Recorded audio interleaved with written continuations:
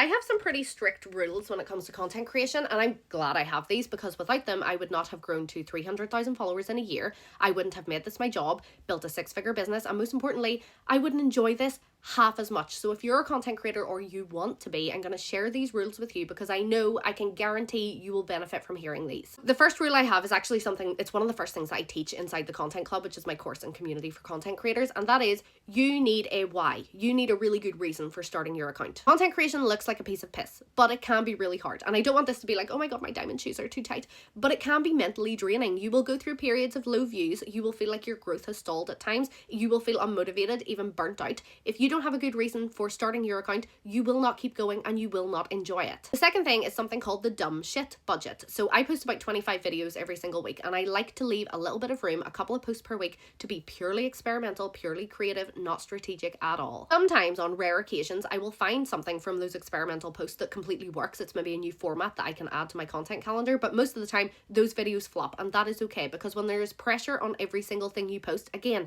it's hard to keep enjoying it. Next thing is probably the most important thing, and that is service. I really believe that when your content is in service of other people, that's when you see good growth and growth that is meaningful as well. That is why I give away so much information for free in my content. I'm not just telling you to sign up to my course, which obviously has lots more information, but I will still give as much as I can through my content. This feels really icky to talk about publicly, which is why I buried it halfway through this video. I make sure to give back through my content. So a portion of the sales of the Content Club go to charity every single month. They go to medical aid for Palestinians. I do 4 big quarterly donations to different charities. Last thing is something I've only really started implementing in the past 6 months, but it's become a hugely important part of my content.